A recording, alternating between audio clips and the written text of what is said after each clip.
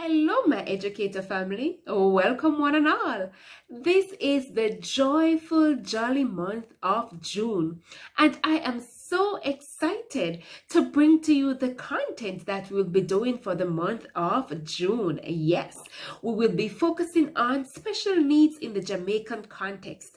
I do know that many of us in the classroom, we face the challenge of dealing with students that we think may need a little bit more extra time, extra help in order for them to become successful. And sometimes we become frustrated because we are not trained in that regard. Well, the month of June promises to be exciting as we have specially trained educators in that field to help us to understand better how to deal with these students and firstly, how to identify them. With us this Sunday for our Strategy Sunday, we have Miss Jodi-Ann Evans. She is an ICT facilitator and special needs educator at the Jesse Paul Primary School. And I am sure that she'll be bringing to us quality content today. Let's have her. Thank you so much, Mrs. Lewis. And what an honor it is to be able to start this discussion the first week in June as we take a look at special education, more deeply, how to identify students with learning disabilities, especially in the general education classroom. So, what we're going to do is we're going to look at an overview. What is special education, right? Some of us might know, we have an idea, but let's put a definition to what special education is. Now, according to the Individuals with Disabilities Education Act, the IDEA, special education is defined as specially designed instruction provided at no cost to the parents to meet the unique needs of a child with a disability, including adapted content, teaching methodologies, and delivery instruction to meet the appropriate needs of each child. Now, looking at it, we're looking at special education now involving an individually planned, systematically monitored arrangement of teaching procedures, equipments, materials, accessible methods, and measures that are specifically tailored and designed to helping students achieve a much higher sense of self-sufficiency and success in school and the wider community to be able to function in society. Now, what again looking at so to continue with this with so to continue with the definition, we're now zeroing in on special education as one that broadly identifies the academic, physical, cognitive, and social emotional instruction that is offered to students or children who are faced with one or more disabilities. So, again, it's that tailoring of an education program that is specific to suit the students' needs in ways that accommodate their individual needs and differences, right? So let's take it now into the general education classroom and look at the figures. Now, UNICEF Jamaica in 2006, they did a report that said that of the 100,000 students that are in the public system, there are approximately 37,000 children who have been found to have some form of disability. Now, if we were to put it in a ratio format, right? For every 100 students within an institution, approximately 37 would have been found to have a disability. Let's continue with the numbers and look specifically now at learning disabilities.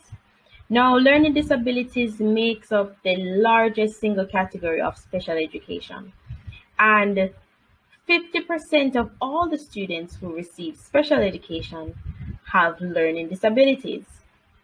Now, between 5% and 10% of all school children and that's looking at the ages between 6 years and 21 years, have some sort of learning disability.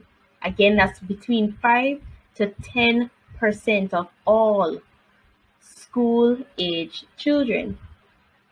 We're taking it a step further by looking at research that points out that boys outnumber girls 4 to 1.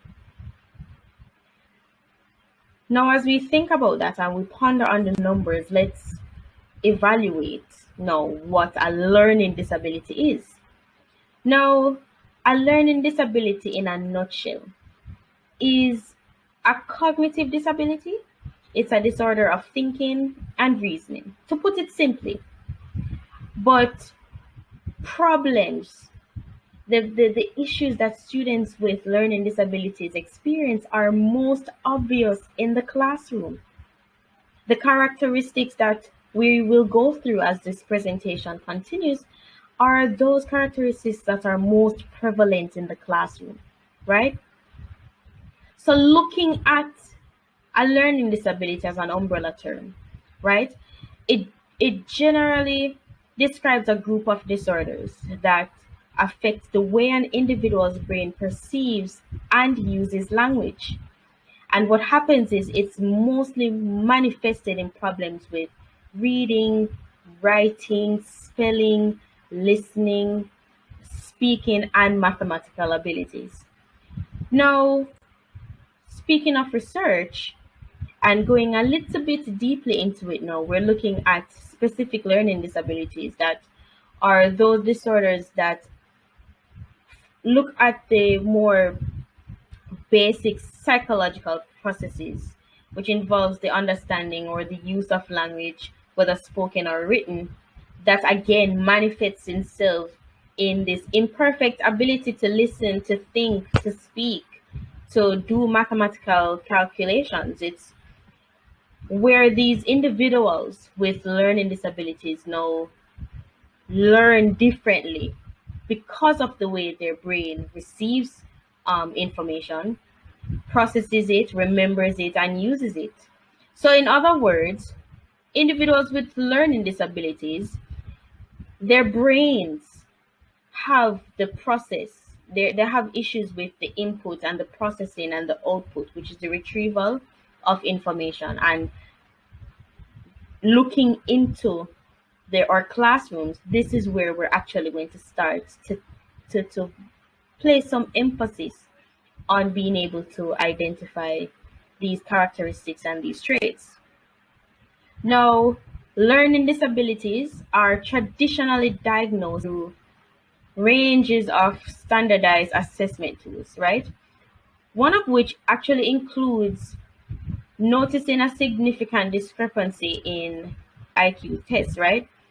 So, if we're to really look at the IQ distribution in identifying students with learning disabilities, we see based on the chart here that students who would have received 79 would have borderline mild general learning disabilities. If you have an IQ of 20 and below, you would have profound general learning disabilities. So again, following the chart, after these series of assessments would have been carried out, we would have then been able to say, all right, this is where John falls on the IQ distribution chart, and we can then kind of develop an understanding of his level or range of learning disability. But it goes further into actually looking at these common classroom characteristics. We're looking at students with learning disabilities displaying academic deficits, whether they're displaying metacognitive deficits, perceptual difficulties, social emotional problems, problems with their motor skills, their memory, their perception, language deficits, cognitive deficits. So we're going to zero in and kind of narrow it down, but generally speaking, most common characteristics of students with learning disabilities, and not just students with learning disabilities, but individuals with learning disabilities, fall under these characteristics and categories. Now, we're also looking at Students with learning disabilities now having deficits again, especially in basic reading skills. We're looking at academics taking into consideration the reading, the math, the writing.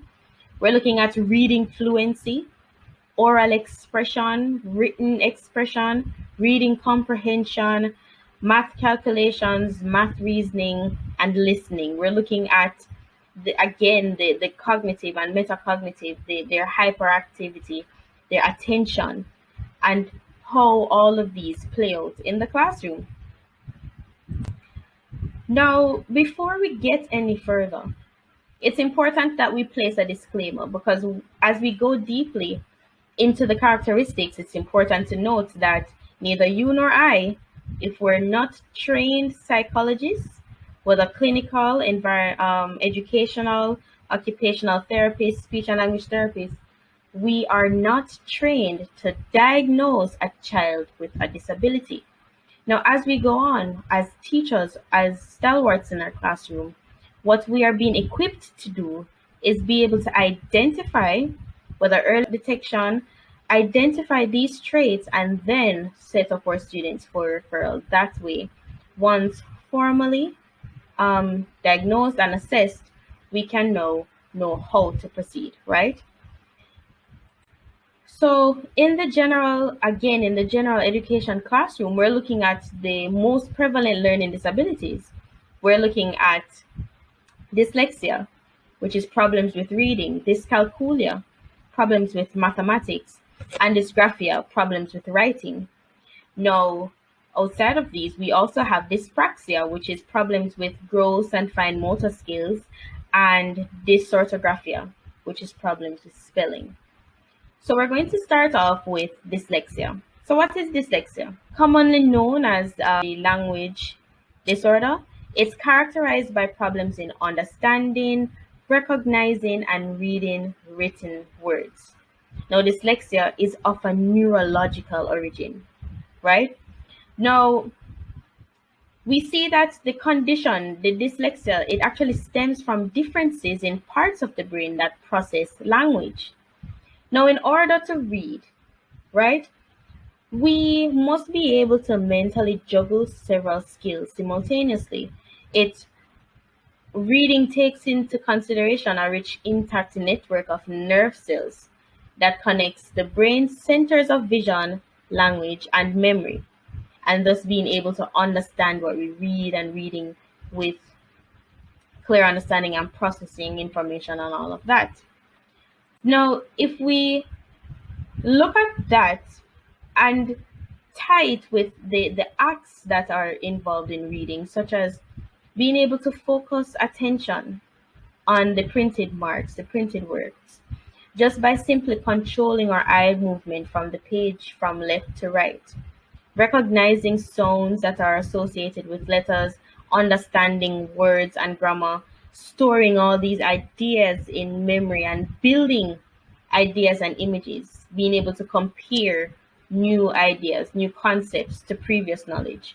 All of this is what reading requires. Now, imagine being a dyslexic student or a student with dyslexia who has difficulty learning to read, write, spell, is not able to really follow well with oral and written instructions. It's it, it's difficulty staying on task. It's being easily distracted. It's this reduced energy level or increased energy level depending on how they decide to distract themselves from their work.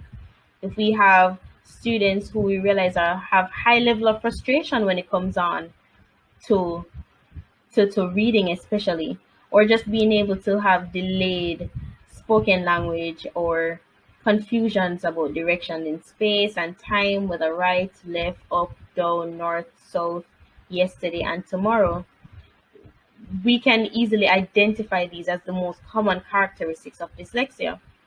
Now, the most again, with one of the most common characteristics that are generally known is the confusion in sequence of letters and symbols, where these individuals will have issues identifying and differentiating between B and D, or words such as quite and quiet, or was and saw, or even a number 18 and 81.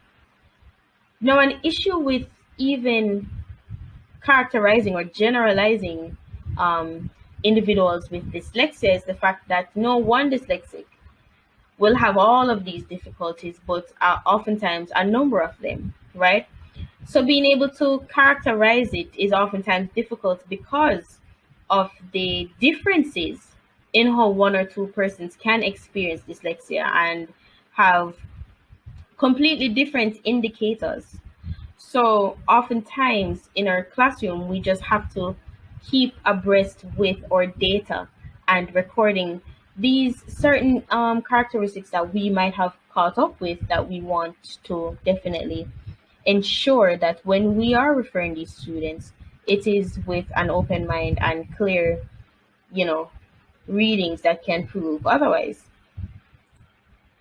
Now, this is again a common example of a student with dyslexia, where we see, for example, in April, there's confusion between the P and the G, or pink, a confusion between the N and the C, where if even the word by, you see the flip between the B and the D, and then sequencing difficulties with the word me, where instead of having the M first, they have the E first.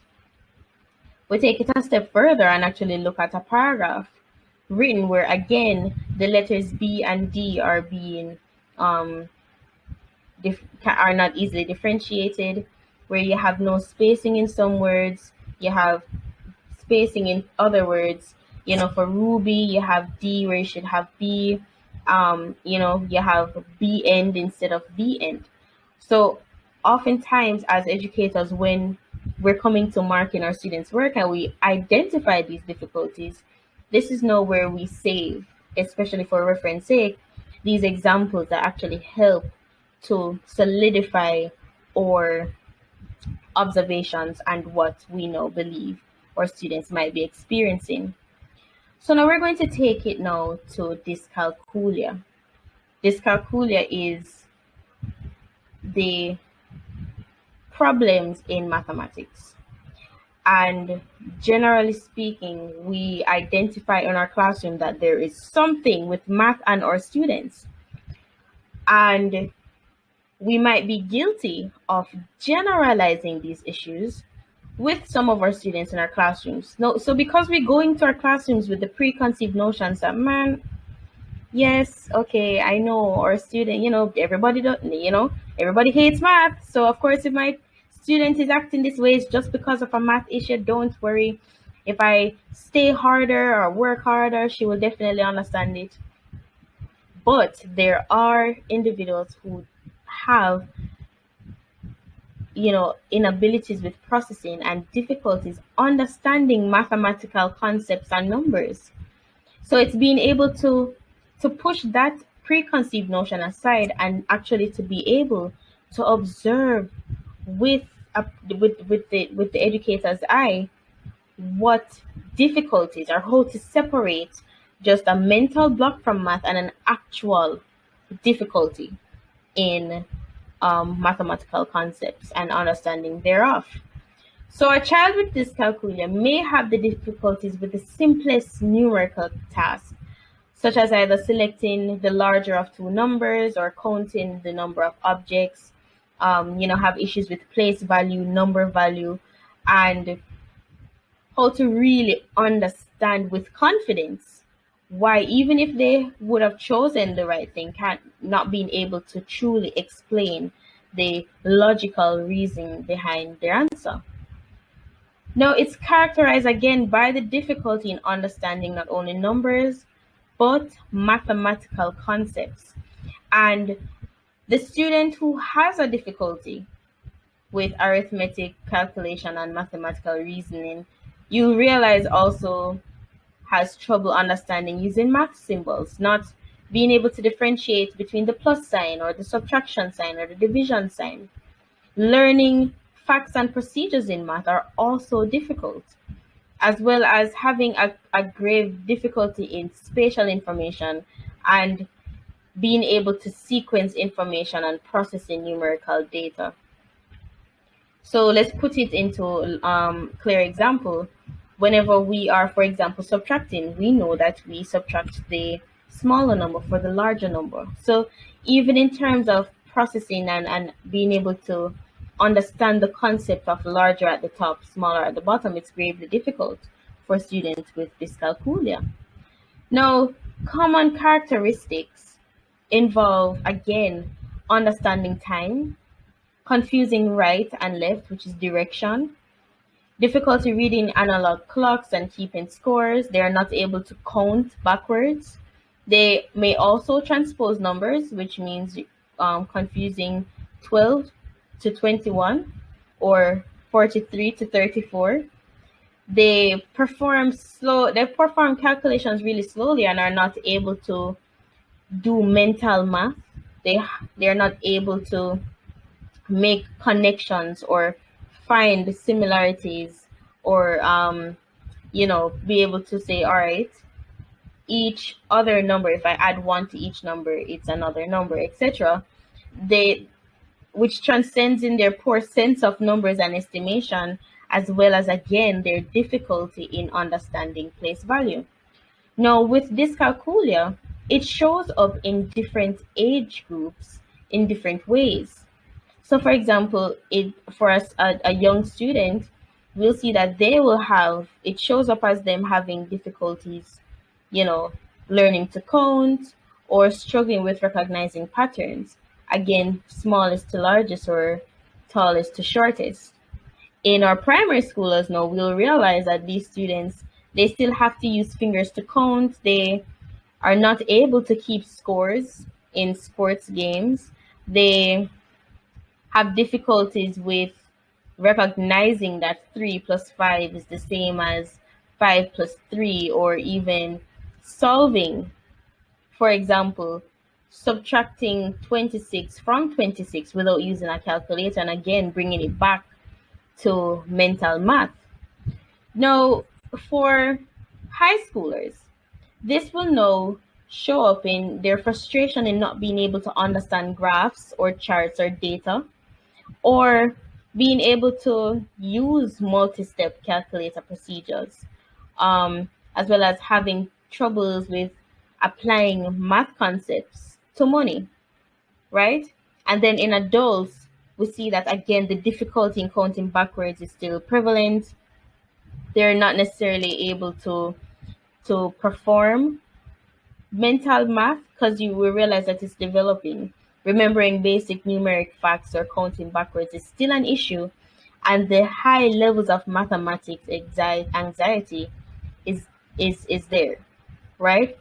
So again, especially in our classroom, we're looking at, with this new knowledge, being able to have these list of characteristics in the back of our minds and differentiating again the students who just have a block to math versus those with an issue, right? So then we go now to dysgraphia. What is dysgraphia? It is a learning disability that affects writing, both composition writing and penmanship, which is as a result from a problem processing information, right? We're looking at the act of writing involving the following, right? Hand-eye coordination. We're looking at writing involving visual, fine motor coordination, awareness of movement and location of the fingers in space. We're looking at pencil grip. We're looking at the speed and accuracy with which we write. We're looking at visual memory for symbols and spelling words, whole word memory, visual attention to details, and how we put all of that processed information on paper. Now, a common characteristic or common characteristics of dysgraphia now includes the poor spelling, which is dysorthographia, right? Dysorthographia, again, is just another issue, a learning disability that generally affects spelling. So dysgraphia includes the characterization of the poor spelling along with the poor handwriting. Having issues with organizing and putting your thoughts on paper in, again, an organized fashion, a flowing fashion, right? It's that awkward pencil grip that produces inedible handwriting.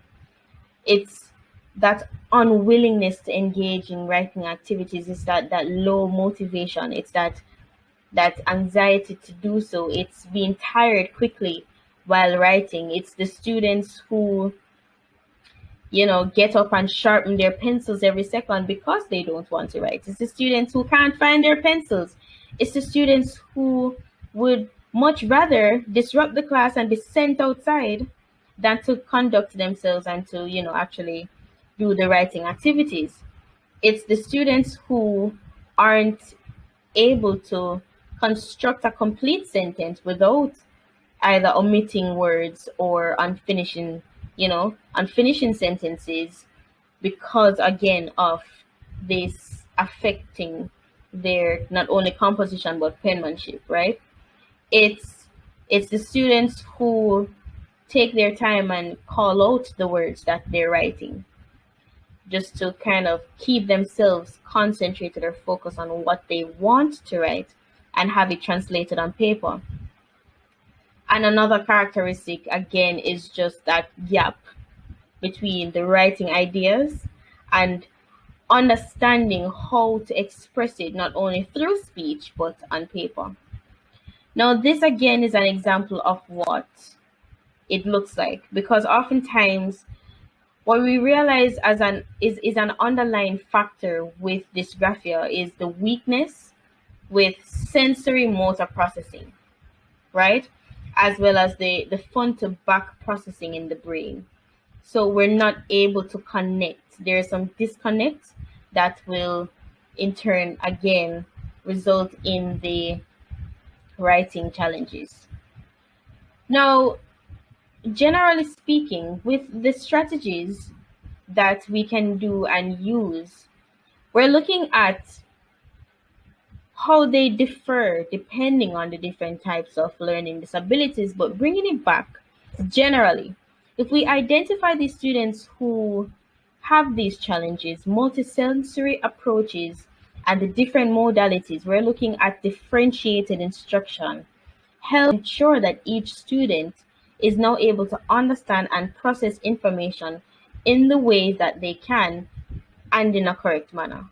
We're also looking at presenting these tasks in small sequential steps, giving clear instructions that they are able to complete step by step to eventually get a desired result. And this is now taking into concern repeating instructions that they are able to understand. Now, with the online space, we are also now getting more versed in the inclusion of assistive technology in as a strategy to assist with these students with the learning disabilities, such as tape recorders that they're able to speak and you can listen to give these students, especially with these challenges, an ability to present to you the content that you're looking for in a different way than you would have originally wanted it, just differentiating the assessment and giving them opportunities to present it in other ways. We're also here as educators again to just build student confidence and provide these opportunities for success through using jingles and songs that help them to memorize these facts. Similar with memory aids and hands-on materials, we have a lot of online games that require their attention and that they are attention grabbing that they can gravitate towards. We're also looking at, again, matching or teaching strategies to student strengths, knowing what they have challenges with, knowing what they are able to do, knowing what their strong suit is, and again, tailoring our lesson plans and instructions to specifically building on those strengths while using that opportunity to also assist with their challenges. Now, having gone through these common characteristics of these three learning disabilities, not only do I implore you to continue your research, go ahead and find more researches, more articles that can assist There's also these referral agencies that assist with the assessment process for these students who you have identified, one of which, of course, is the Michael Child Assessment and Research in Education Care Center at 5 Manhattan Road.